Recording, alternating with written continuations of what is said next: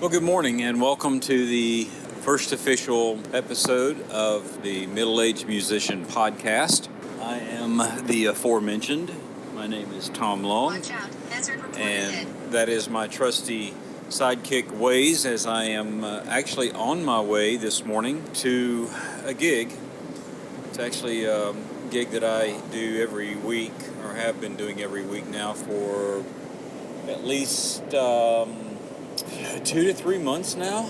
I work at a campground up in the Great Smoky Mountains on Sunday mornings, doing the music for a church service. A friend of mine leads that. So I go up and take my guitar and I lead a few songs and then I drive back home. It takes me about an hour to get there. It's about a 50-mile drive up here, and but I love it. You can't hardly beat the scenery of the Great Smoky Mountains in East Tennessee. So the scenery is really good, and so if my music's horrible, then at least you got a good visual of looking at the mountains.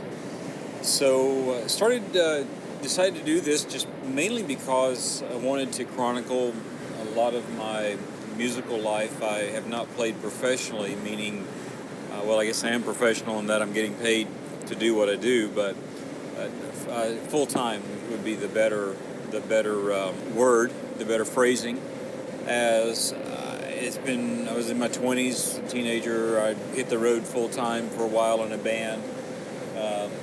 Obviously didn't make a ton of money because I'm still gigging at over 50. But I will say I enjoy it probably as much or more now because I certainly don't take myself as seriously. And I do work really hard to produce a quality output. But at the same time, I get this is not how I feed my family. It's not how I take care of all of my bills. And it really does a couple of things, which maybe I'll get into a little later.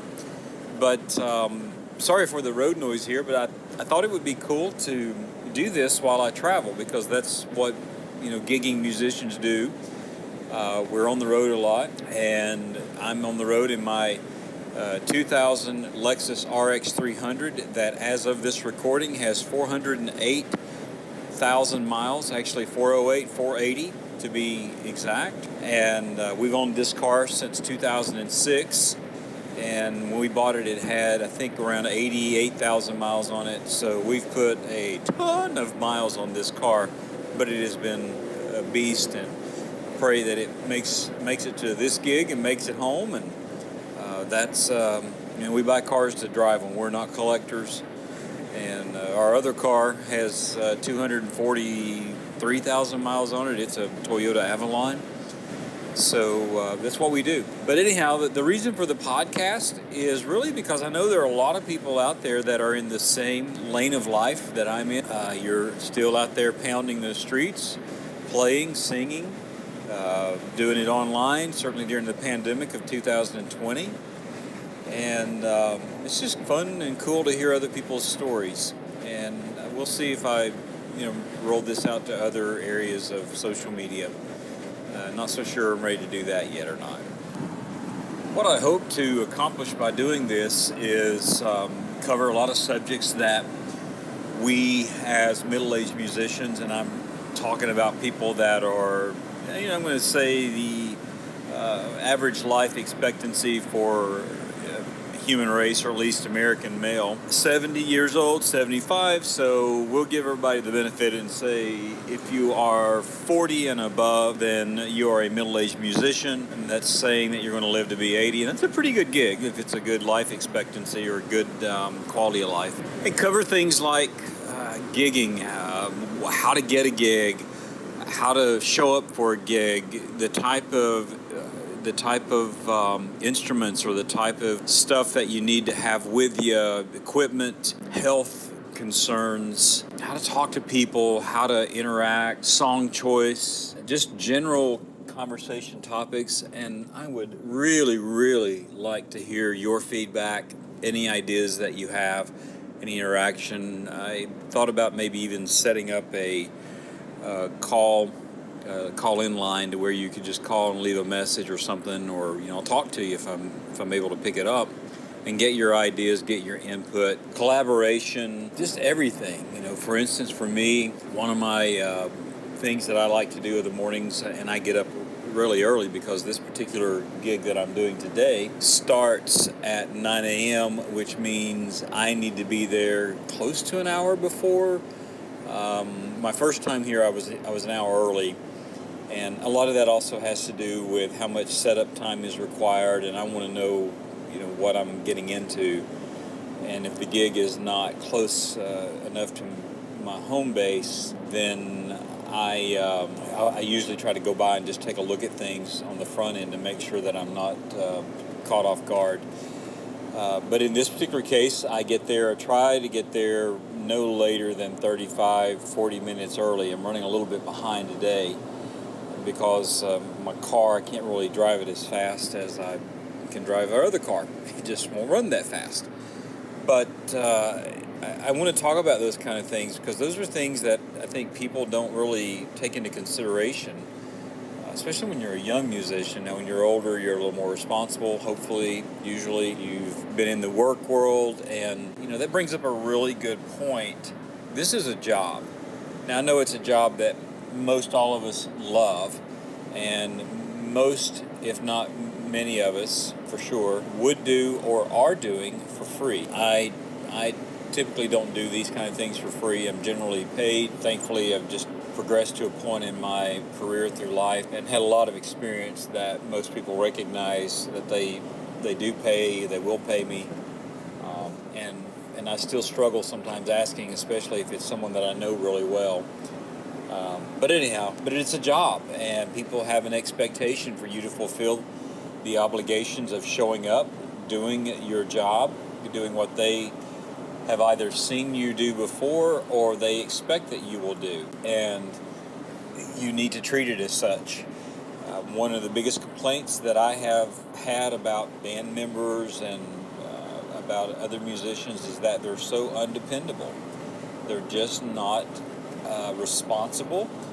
And I've been really, really blessed and fortunate throughout my musical career that I've had more dependable musicians in my life than I have undependable or non-dependable. And that is probably due to a couple of things.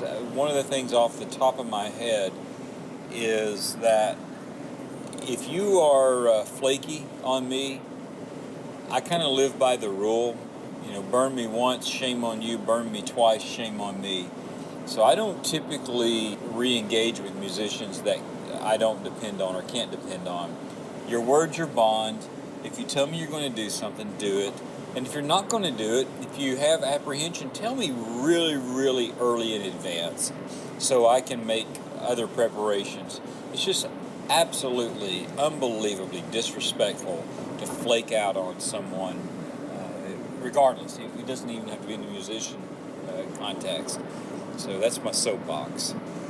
Anyhow, I would take this time to just talk about some various items, and I think will be important to us. It's certainly important to me, and I want to chronicle things, as I said earlier, too. So, all right. So that's a start off to this. I am actually about this. The Waze says I'm 35 minutes away, 20 miles. Be driving through the Smoky Mountains. I'm on the 4-lane here, and you can't really make up a ton of mileage on this because of police presence, even though it is not even 8 o'clock yet this morning. Police are still pretty prevalent out, and not that I'm trying to give a bad conversation to police officers or cops. I'm in a hurry, but they don't care. Their job is to protect and serve, and a part of that's to obey the law, and if I get caught, then I get caught. So, want to be respectful, don't want to tie them up in an unnecessary issue that I could just be smart and not cause. So I'm going to sign off so I can focus on what I'm doing. Once I get off the main road here, I'm on a two-lane curvy road that winds through the mountains in order to get to the gig this morning. So, thanks again for listening. Do all the things that podcasters want you to do. Like the podcast, subscribe, share it, comment. Appreciate any guidance and help on this. But I will say this before I sign off. This is not a slick recording, and that is on purpose.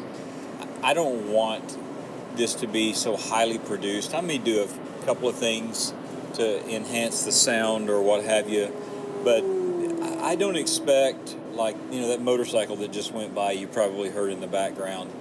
I don't expect to go in and just really overproduce this thing where I'm doing a lot of noise suppression and cancellation and all those kind of things. I may end up buying a nicer mic, as right now I'm just recording this as I drive on my iPhone. But the whole point of it is to be real, be authentic, which I think lends to the fun of listening to these types of podcasts.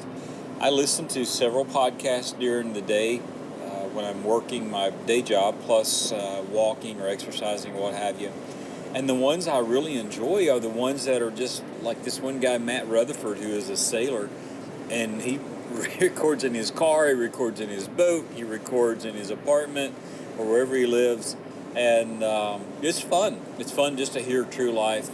And I feel actually more connected to him and not sold on a podcast. So if you don't like casual conversation and kind of just open-ended stuff, then this is not probably going to appeal to you.